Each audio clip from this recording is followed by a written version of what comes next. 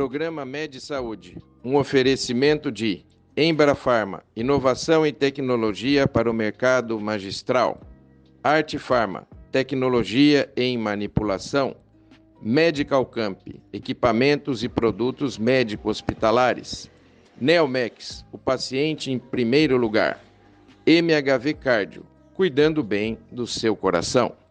Olá! O programa Med Saúde recebe a professora Filomena Galas, que vai falar para a gente sobre assistência circulatória. Ela vai falar um pouco o que é, a quem se destina, o futuro no Brasil.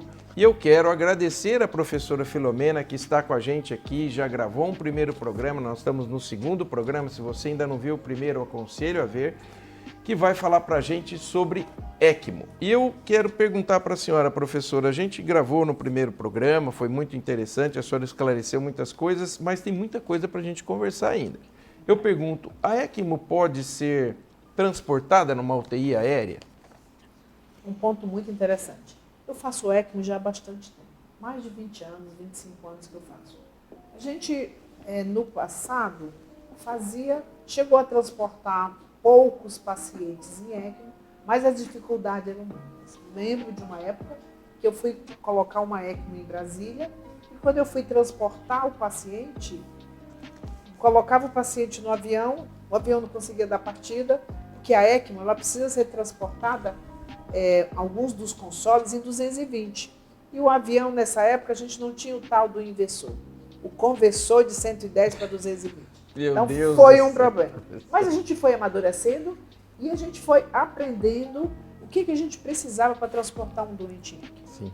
Quando chegou a pandemia, nós nos vimos, muitas vezes, tendo que ir buscar pacientes, e pacientes muito fora dos nossos centros. Então, o Brasil inteiro começou a nos procurar para a gente colocar ECMO, e a gente teve dias da gente ir 3, 4 vezes buscar pacientes. Então, eu quero dizer para vocês que dá para transportar e que tem muitos pacientes que estão tão graves no local de origem que eles não podem ser transportados se não for em ECMO. A ECMO dá uma segurança para o transporte. Agora, é muito importante que a gente programe essa colocação de um doente em ECMO dentro de um avião, de um aeromédico para trazer.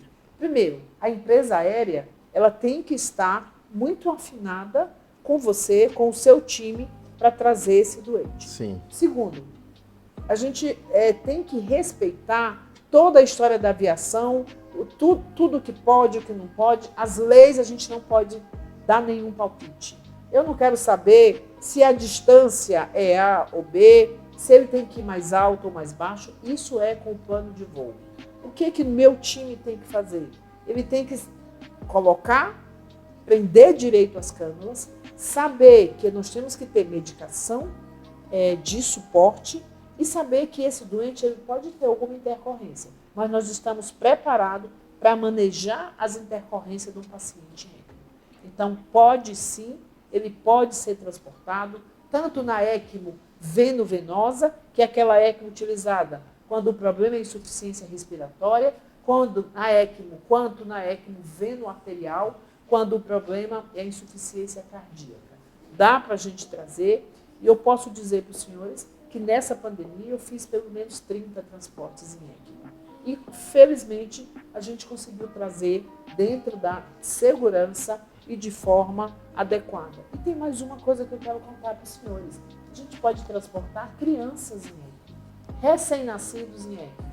Eu mesmo já fiz alguns transportes, já transportei bebês de 4 dias, 5 dias de vida, bebê de 5 meses, bebê de 2 anos. Então, a gente pode transportar com segurança, com expertise, respeitando muitos critérios. Para transporte tem guidelines, tem critério, mas a gente consegue trazer. Felizmente, porque a gente consegue dar muitas vezes o suporte que a gente não tem em outros centros e que isso pode, sem dúvida, salvar vidas. Então a gente pode trazer com segurança. Vejam, estamos falando de uma tecnologia de ponta disponível no Brasil, motivo de orgulho para todos nós. E Nós conversamos no primeiro programa e eu gostaria que a senhora voltasse a falar para a gente qual a sobrevida dos pacientes que utilizaram ECMO no Brasil e no mundo. Então, essa pergunta é muito interessante, porque quando a gente coloca um paciente em ECMO, a nossa expectativa é que a gente já pense no passo seguinte. A ECMO, vale a pena nós falarmos, que é uma estratégia de curta duração. Ela foi desenhada para ficar no paciente por 14 dias, no máximo 21 dias. Era isso que a gente pensava, era isso que estava nos guidelines.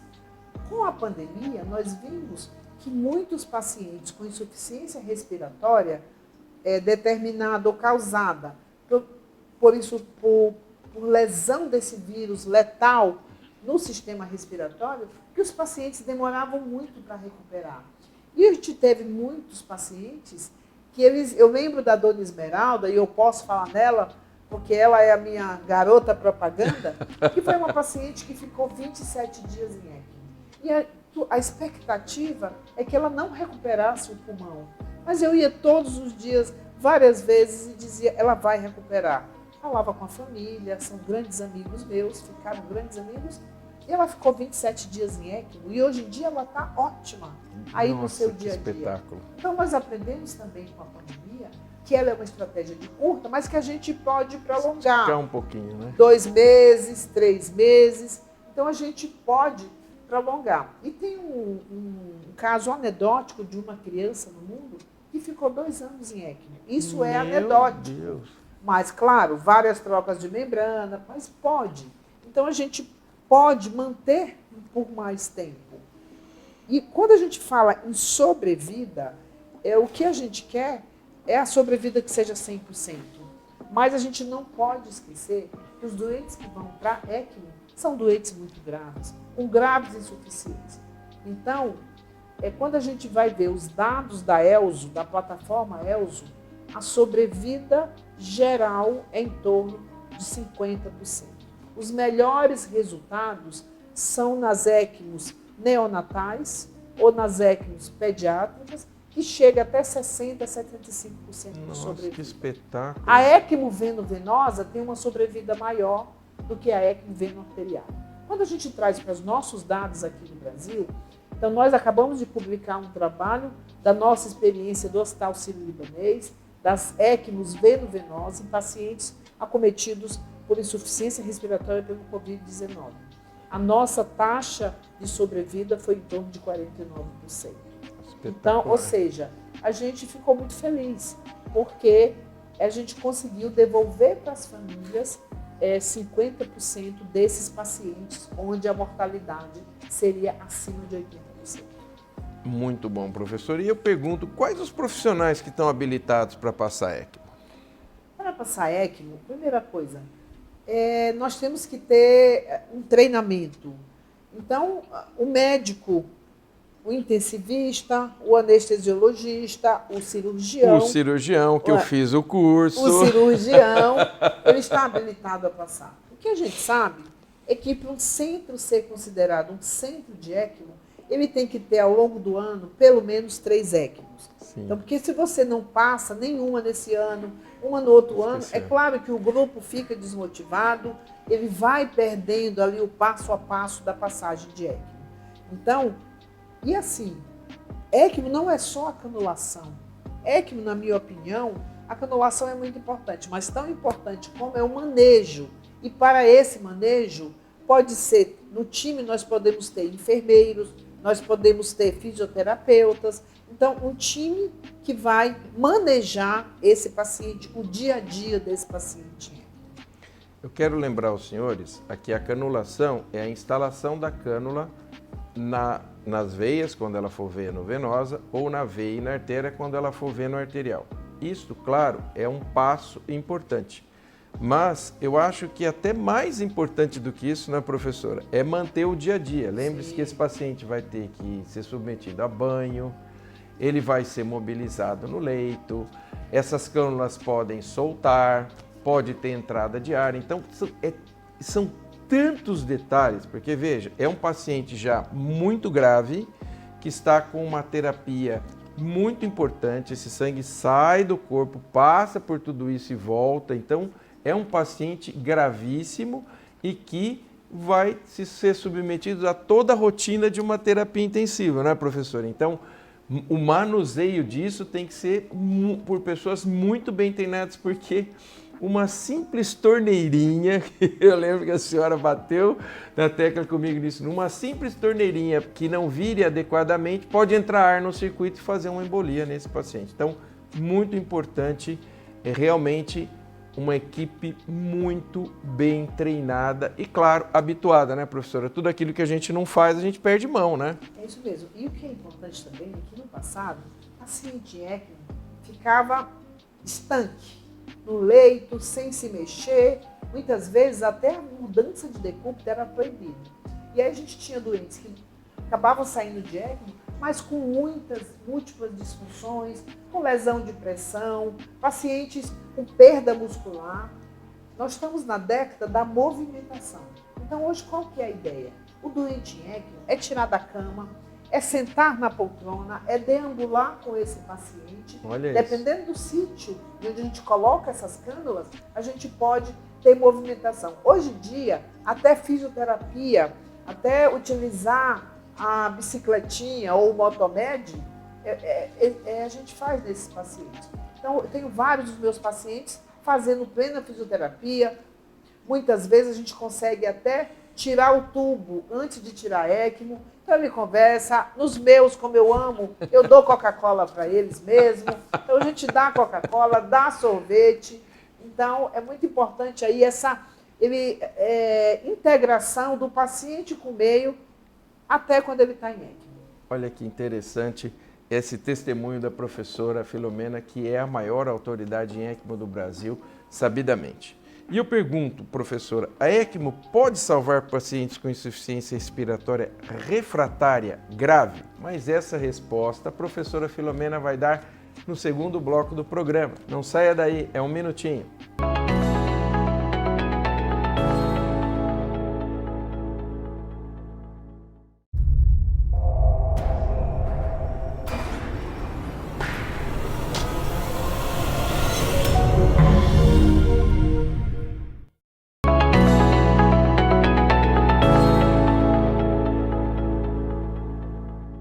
Olá, estamos de volta com a professora Filomena Galas, que está falando sobre assistência circulatória, o que você precisa saber e as perspectivas futuras no Brasil.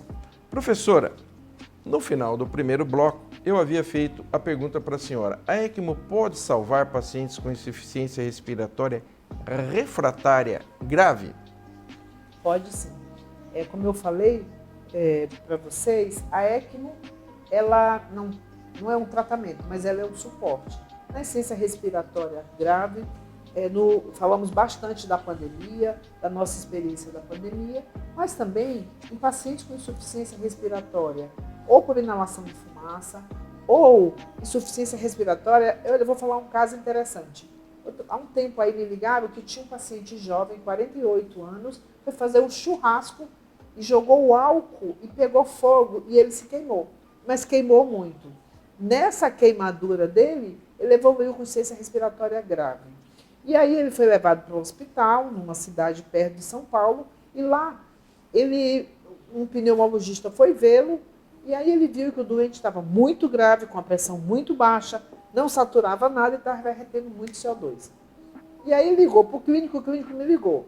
Falou assim: olha, se você não for você, não é ninguém. Ou esse doente vai morrer, ou se você vai lá e vê se você acha que tem indicação de ECMO.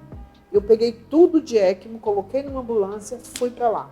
Cheguei lá, tinha um médico lá e falou assim: doutora, esse doente não tem mais o que fazer, você vai perder a sua viagem. Eu olhei para o doente estava muito ruim.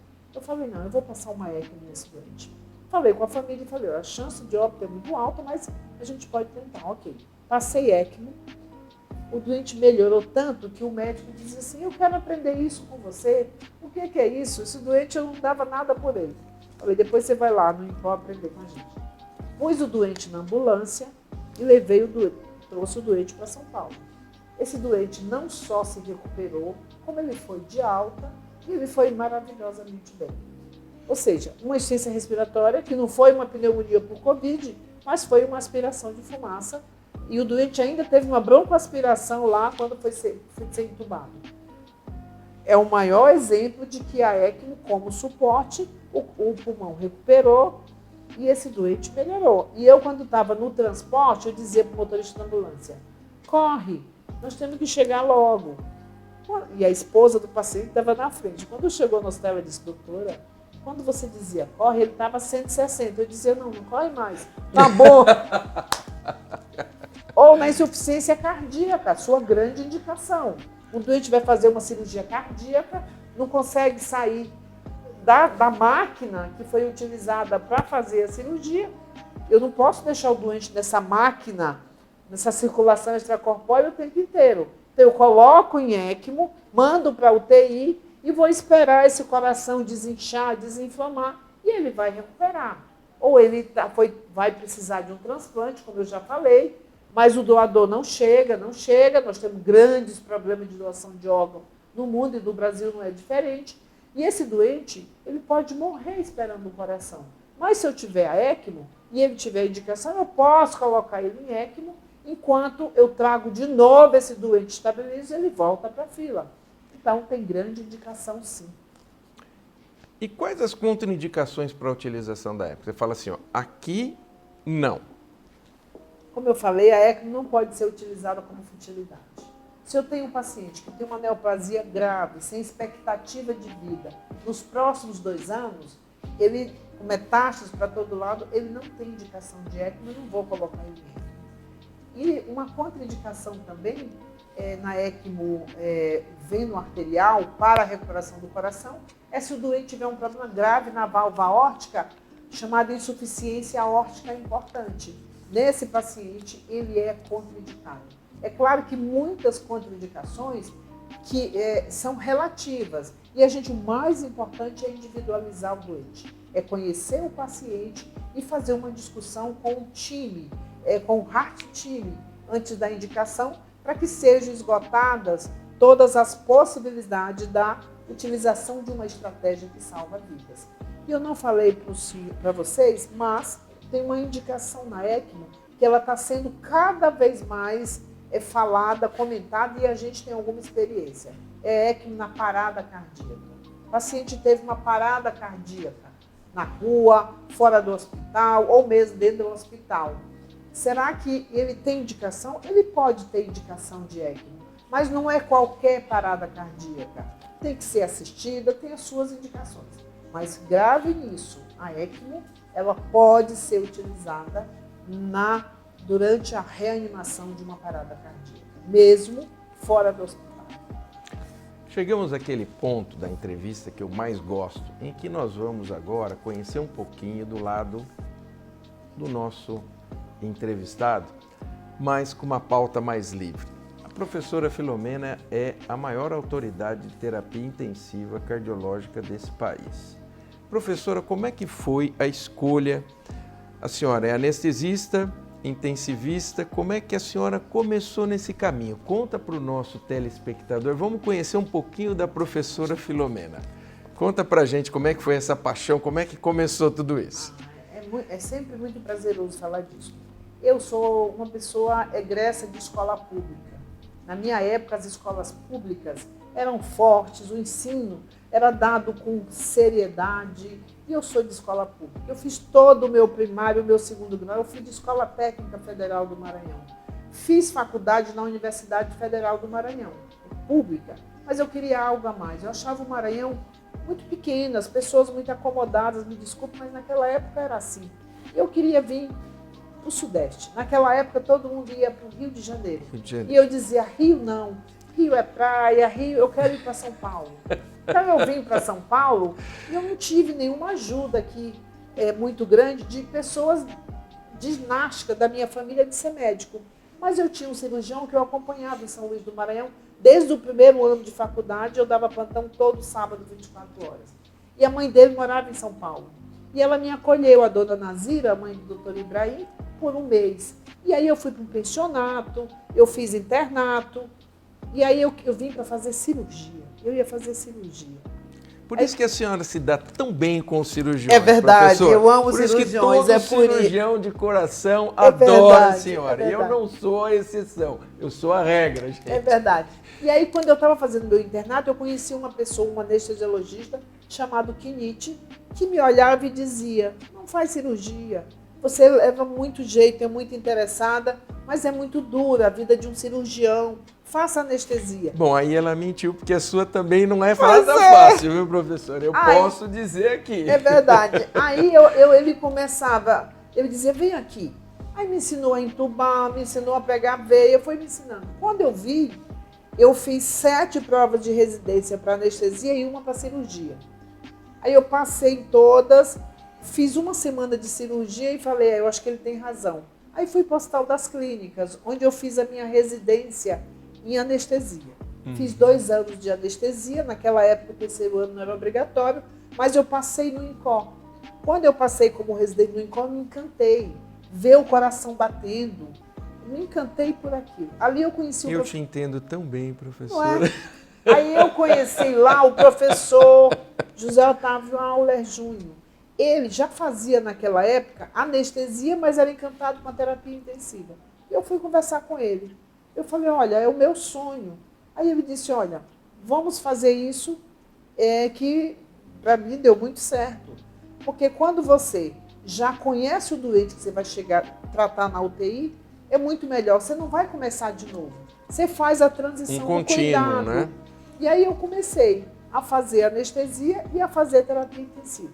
Fiz um ano de especialização e aí depois eu me encantei mais ainda pela população pediátrica, porque eu costumo dizer que existem muros entre o centro cirúrgico e a UTI. São muros muito altos. Muitas vezes o que acontece no centro cirúrgico não chega na UTI ou chega quadrado, de uma forma não muito adequada. Verdade, e na pediatria isso é pior ainda, esses muros são muito mais altos. Aí eu combinei com o professor José Otávio que eu queria me especializar em UTI pediátrica, de pós-operatório de cardíaca e em anestesia. Aí eu fui para o Einstein, fui para o HC, para pediatria, e fui para a Cleveland Clínica. Aí eu fiquei um tempo lá na Cleveland Clínica, deixei minha filha de 3 anos aqui, fiz uma força-tarefa na minha casa, com sogro, sogra, mãe, e fui. Lá, eu acho que foi uma fase muito fantástica da minha vida. Eu aprendi, eu cresci, aí eu voltei e continuei a fazer terapia intensiva e anestesia. E aí abri um concurso no Hospital Sírio-Libanês. Aí eu fui fazer esse concurso para terapia intensiva geral. Comecei terapia intensiva geral no Sírio-Libanês, trabalhando no INCOR também. E aí logo lá, anos depois, a gente começou a UTI cardiológica. E aí o professor Roberto Calil me chamou para trabalhar com ele lá na UTI cardiológica, que é onde eu estou até hoje.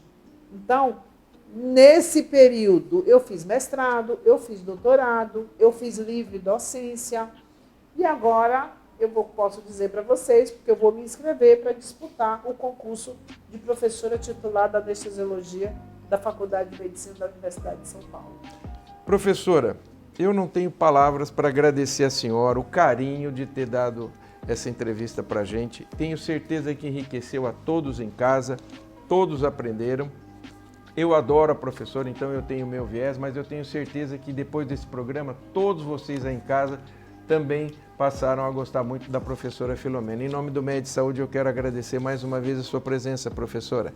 Muito obrigada. Eu queria fazer um agradecimento especial à minha família, que o meu ponto forte. A minha família que mesmo na humildade, na falta de dinheiro e de recurso, sempre apostou no saber, na educação. Não. Você vai estudar. O pobre tem que estudar. Eu acho que o pobre e o rico tem que estudar. Então, a minha mãe Terezinha, que está com seus 90 anos, maravilhosamente bem lá no Maranhão. Maravilha. Toda a minha família, que é uma família de pessoas vencedoras, que veio lá de baixo, mas com muita fé em Deus, muita garra. Todo o meu time, meus colegas, a doutora Célia, que está sempre aqui me ajudando, os professores Zé Otávio e Roberto Calil, que me estenderam a mão, e todos os meus colegas, tanto da UTI, que ficam lá me ajudando, fazendo as UTIs rodarem no centro cirúrgico. Então, não vou falar nomes porque eu posso ser injusta. Mas eu queria fazer um agradecimento especial ao meu time e a todos os médicos e aos profissionais da saúde. É isso aí. Med Saúde, o seu encontro semanal com a saúde. Eu te vejo na semana que vem. Um abraço.